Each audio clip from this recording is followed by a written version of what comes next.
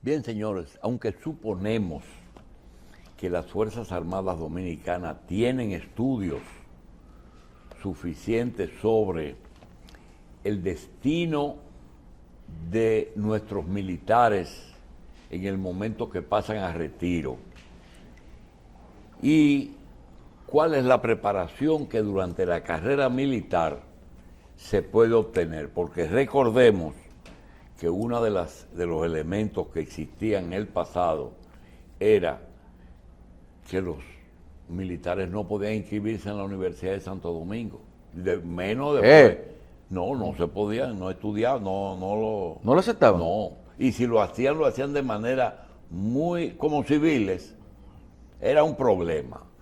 Luego, eso se acabó y nosotros tenemos universidades militares o instituciones educativas que tienen el rango de universidad, pero tenemos una institución que ha producido muchos profesionales y técnicos sobre todo, muchos técnicos, que se trata de las escuelas vocacionales de las Fuerzas Armadas y de la Policía Nacional.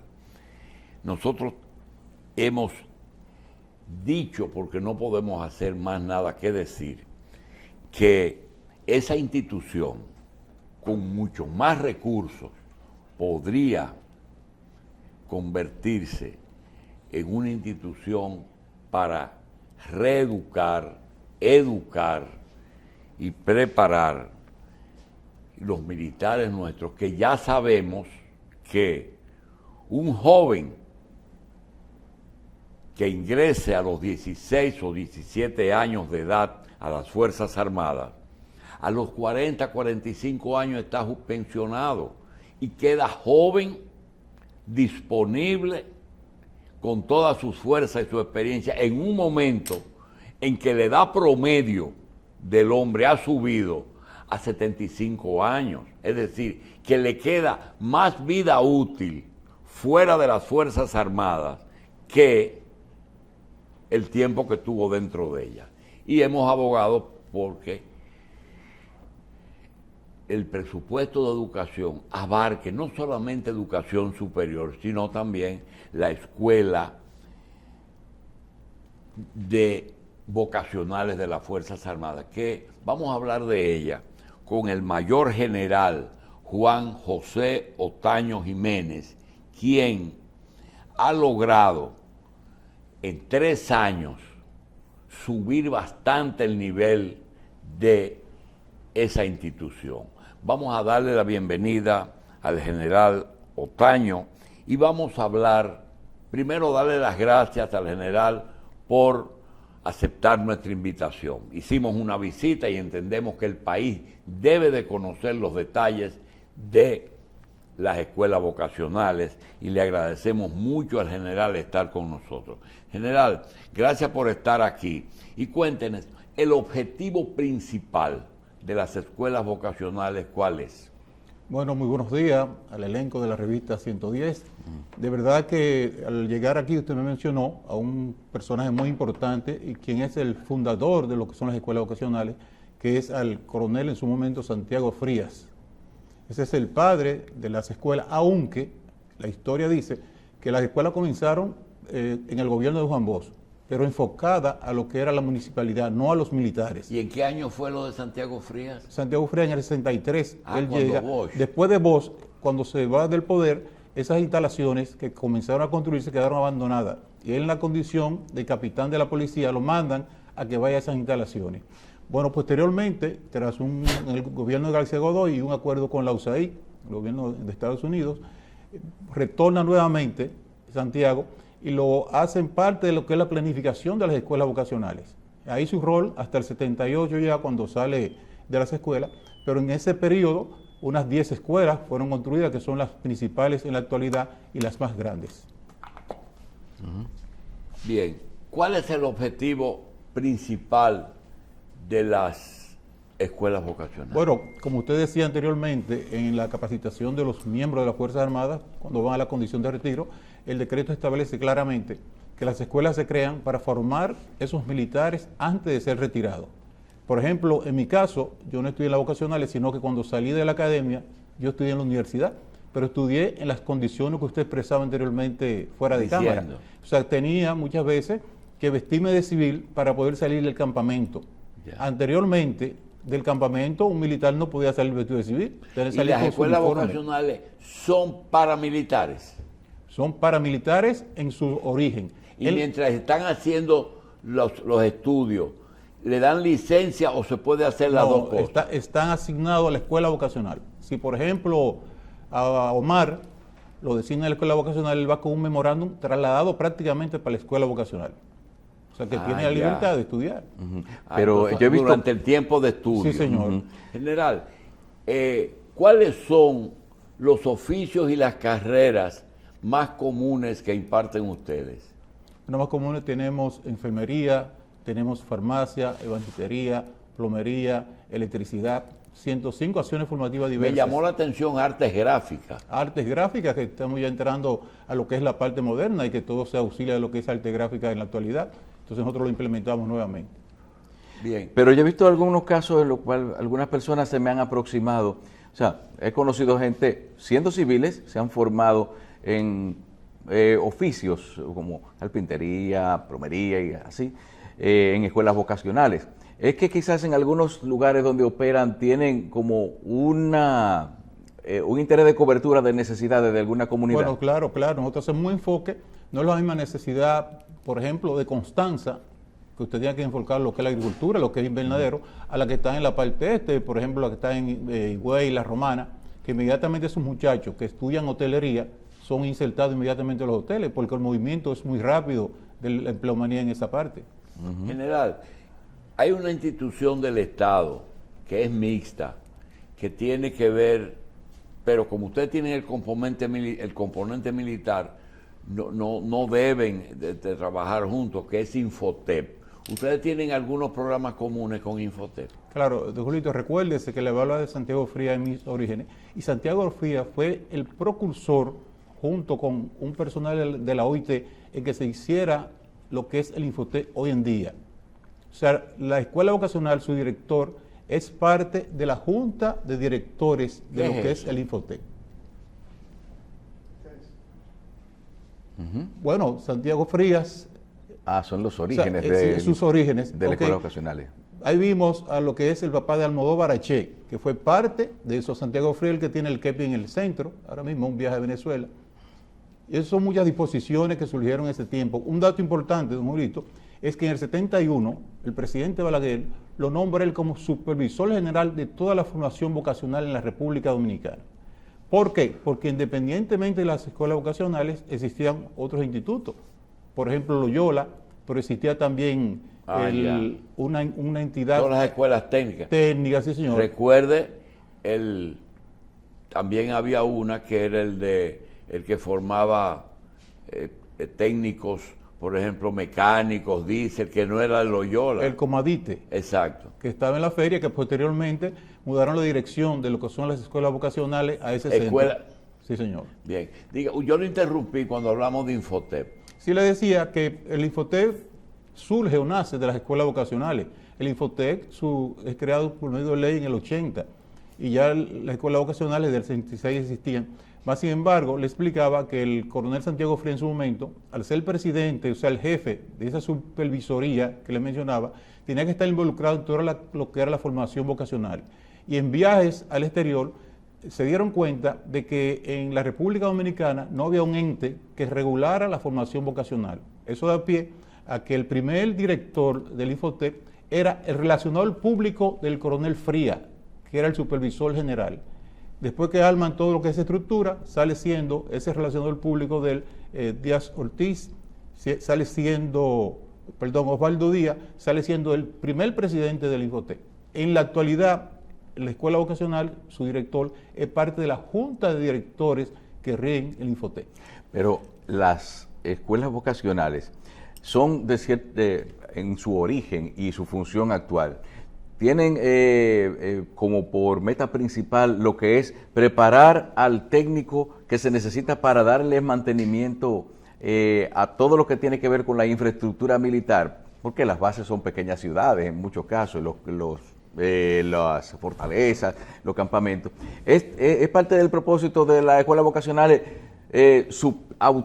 autosuplirse del profesional o del técnico para resolver los problemas de su funcionamiento. No, claro, muy correcto. Por ejemplo, las grandes unidades, las brigadas, batallones, regularmente el personal que envían a estudiar son necesidades puntuales que ellos tienen. En su principio, las escuelas vocacionales solamente eran para los militares. En la actualidad, el 99% son civiles.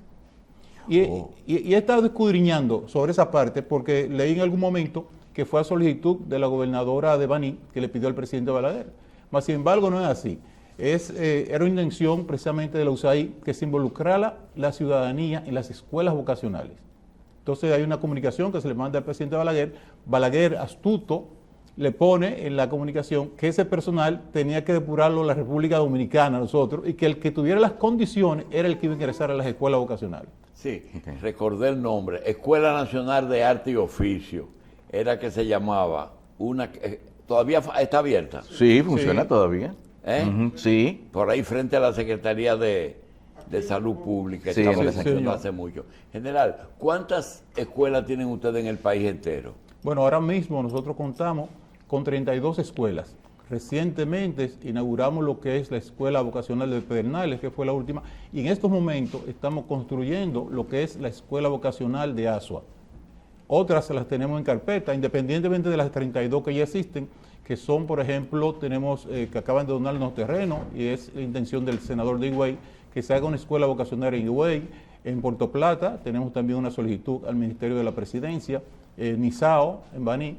Esas son las más prioritarias que tenemos ahora en carpeta. Tres respuestas. ¿Cuántos estudiantes hay hoy día?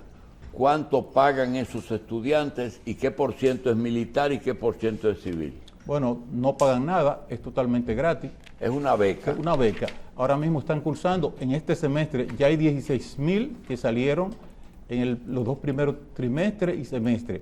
Ahora tenemos 21,343 que terminan en diciembre.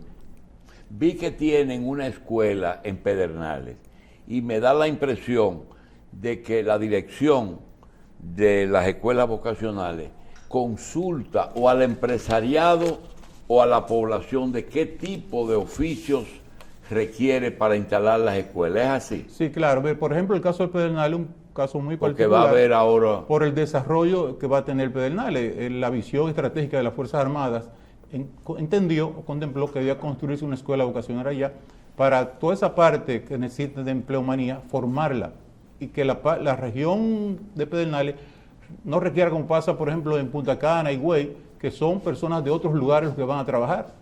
Entonces, lo que estamos tratando es que esa región Enriquillo, toda la zona, lo que es Enriquillo, lo que es Pedernales, lo que es parte de Barahona, sean los que trabajen en esas instalaciones. Un paréntesis sobre esa zona de Pedernales, de Elías Piña, de Jimaní.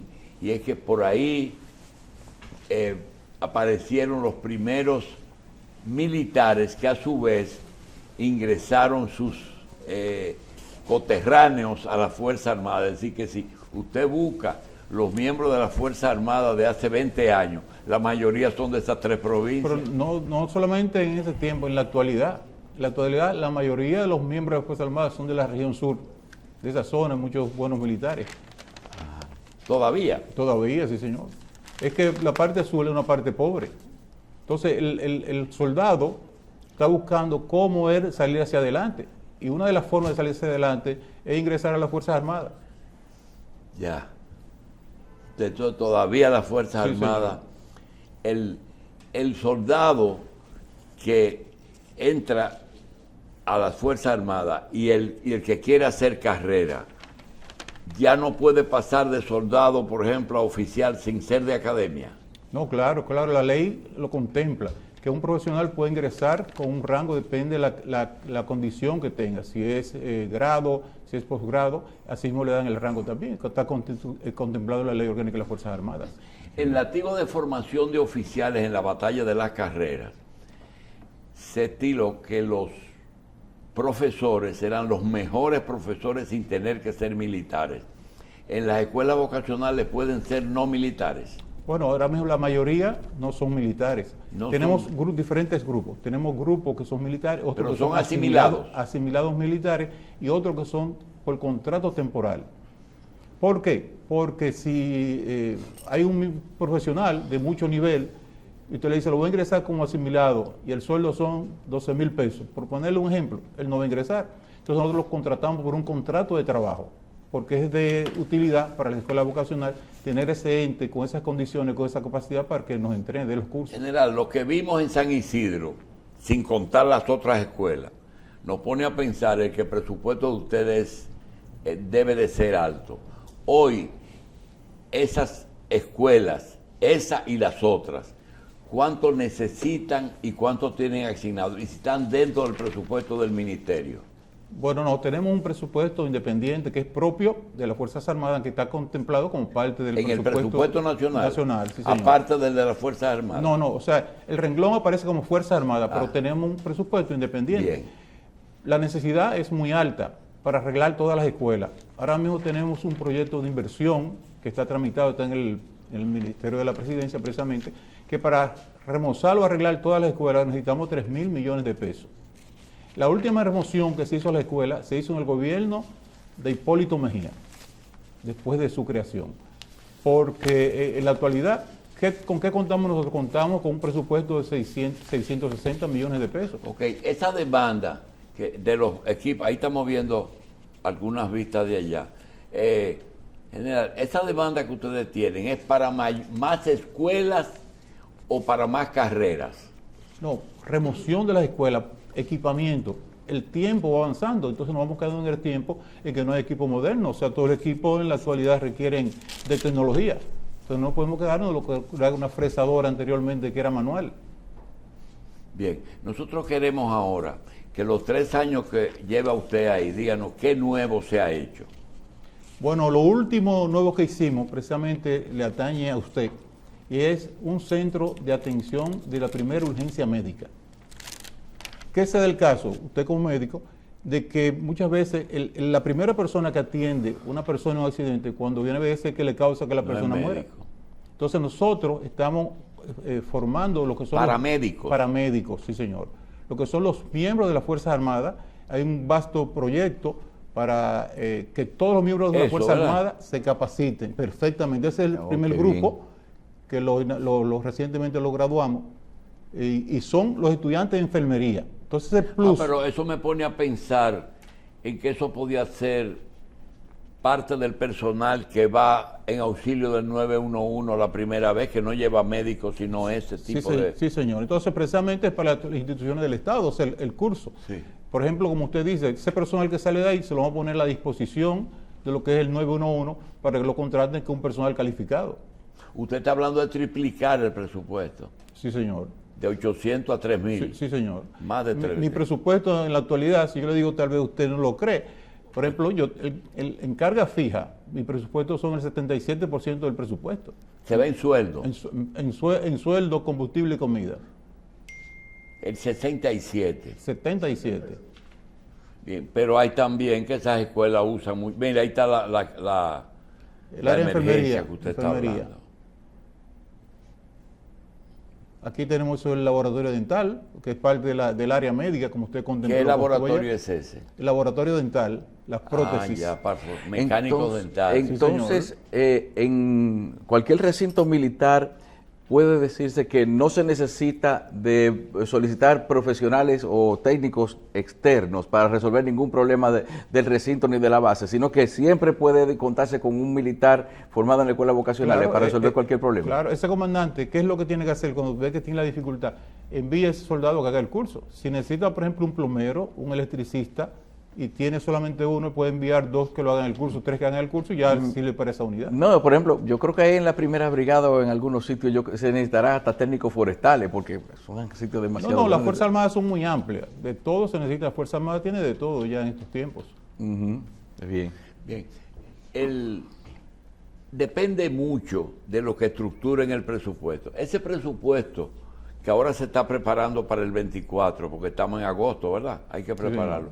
¿Ya ustedes justificaron la necesidad del aumento? Sí, señor. y dicen pero, en qué. pero no tenemos ningún aumento. Y no tienen un buen padrino. Siempre buscamos padrinos, siempre tocamos puertas, siempre vamos donde el director de presupuesto precisamente a gritarle. Porque, don Julito, si nosotros estamos sacando más profesionales, más técnicos de las escuelas, necesitamos más recursos. No es lo mismo cuando usted saca 100 o cuando usted saca 200. Usted duplica la cantidad de dinero que necesita para entrenarlo. O sea, un estudiante capacitarlo tiene un costo. Por ejemplo, yo estuve en España, en el País Vasco, que tiene mucho desarrollo, tiene muchas escuelas, y un estudiante cuesta 10.000 euros al año. Sí, el director de Infotep dice que la principal petición que le hacen al presidente cuando va a una población es un Infotep y una escuela vocacional. Sí, señor, eso es muy correcto. Por eso le explicaba los proyectos que tenemos ya en carpeta, que son parte de las solicitudes que las autoridades le hacen al señor presidente. El señor presidente siempre accede, tratamos siempre de buscar los recursos vía el Ministerio Administrativo de la Presidencia y siempre de una u otra manera nos apoyan para lo mismo. Cuando hacen las escuelas en los pueblos, como esas que ustedes tienen, ¿la hacen en los locales de las escuelas de educación o hacen locales aparte? No, regularmente buscamos en primer paso instalaciones militares, terrenos que tengan los militares en esas unidades. Por ejemplo, el caso de ASO en la actualidad, igualmente de Pedernales, o sea, lo hicimos en una extensión de terreno que tenían esas unidades militares. militares. ¿Se refieren a los cuarteles? En los cuarteles, señor. Recuérdese, don Julito, que de los tiempos de Trujillo las unidades militares eran muy grandes, eran terrenos muy vastos. Y la mayoría de las escuelas están construidas en esas partes, aunque también hay escuelas que se han construido en locales de lo que era de educación, lo que era antiguo de educación. ¿Y cuántas brigadas hay aquí? De las instituciones. En el país, 5. 6 brigadas. 6. Sí, señor. Una pregunta que no viene al cuento de ¿por qué usted es mayor general? Bueno, Julito, yo creo que la respuesta que debo darle es que yo duré 20 años siendo coronel. Entonces el señor presidente, entiendo, me recompensó todos esos años que duré siendo coronel. Que tuvo 20 años de coronel. Sí, señor. Era justo. General, y las Fuerzas Armadas tienen un cuerpo de ingenieros, como los Estados Unidos, un grupo de gente preparada para, así como los que ustedes preparan en las escuelas vocacionales, para enfrentar una contingencia que necesita una acción inmediata, disciplinada, para resolver. Claro. Pero a nivel de cuerpo de ingeniero, así. Claro, hay una rama, cada institución tiene una rama de ingeniería, no al nivel de Estados Unidos, porque todo depende de la amenaza que tengamos como país, como nación. En Estados Unidos el cuerpo de ingeniero es el que va adelante, el que tiene que preparar los puentes, tiene que preparar las trochas. Aquí pero aquí con los fenómenos naturales. Aquí es precisamente fenómenos naturales, reparación de los mismos cuarteles. Okay.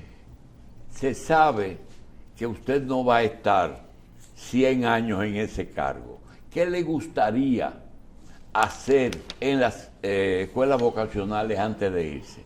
Dejar, además de lo que ya ha hecho. Bueno, seguir si trabajando. Consigue el presupuesto. Sí, las escuelas del interior. ¿Las escuelas? Del interior del país. O sea, tenemos escuelas. ¿Cuántas usted cree que hay necesidad de hacer?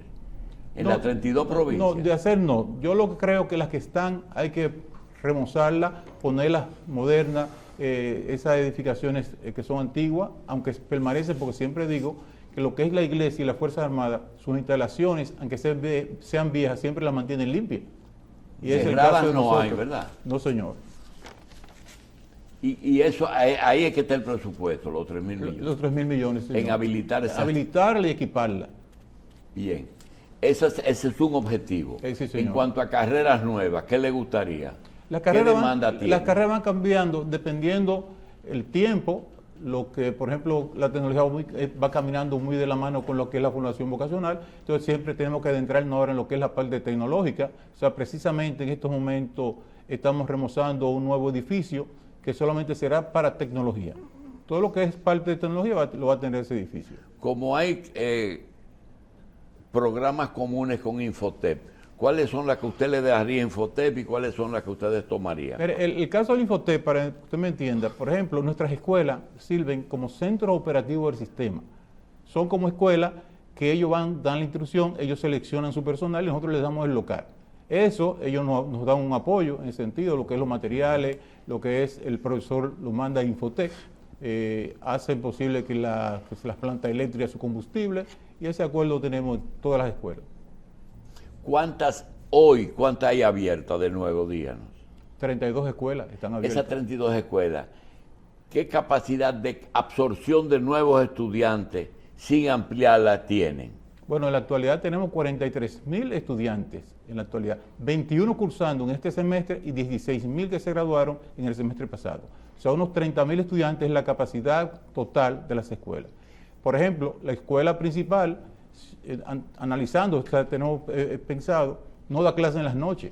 Sin embargo, hay escuelas que su flujo mayor es en las noches. ¿Por qué? Porque las personas trabajan y estudian. Entonces no tienen el espacio durante el día para ir a la escuela. Es el caso, por ejemplo, de la Escuela de los Castillos, en La Victoria, el caso de Duel G. En Nagua hay una escuela. En Nagua, señores, de las escuelas viejas. Si una persona que está viendo el programa ya quiere entrar a esa escuela, ¿qué tiene que hacer? No, estamos en los tiempos de la tecnología. Sencillamente entrar escuelas vocacionales de la Fuerza Armada, le va a salir todos los requerimientos, o contactarnos por teléfono, se le llena el registro y esa inscripción es en línea. O sea, no tiene que ir necesaria a la escuela. Bien, yo no quiero a mi amigo, el ministro de las Fuerzas Armadas, jugarle una mala pasada. Yo pregunto, ¿actualmente ustedes tienen el apoyo de la superioridad? Bueno, 100% el apoyo del señor ministro de Defensa de que llegamos a las escuelas. Sin el apoyo del ministro es muy difícil usted hacer una buena labor. Sí. Entonces, de que llegamos, el comandante Morfa siempre nos ha apoyado, siempre llevamos propuestas y siempre han sido aprobadas y encaminadas otras hacia el señor presidente. General Otaño, ¿cuál es su mensaje a la población, a los militares y el mensaje que usted quiere que cómo vean las escuelas? Bueno, las escuelas, siempre he dicho, son sinónimo de inclusión social. Nuestro país va a crecer y se va a desarrollar mientras más profesionales y mientras más formación técnica tenga. Tenemos muchos profesionales que muchos de ellos no se encuentran ni siquiera trabajando. Más sin embargo, ese desarrollo que va experimentando el país acá en cada año, se requiere obligatoria la formación técnica. Y exhortamos a nuestros militares que asistan a las escuelas, que se preparen. ¿Por qué? Porque la condición de militar es temporal, vamos a estar solamente por un tiempo, y después que tengan una preparación, eso le hará posible el desarrollo en su vida. Bien, vamos a dar las gracias al Mayor General del Ejército de la República Dominicana, Juan José Otaño Jiménez, Director General de las Escuelas Vocacionales de las Fuerzas Armadas.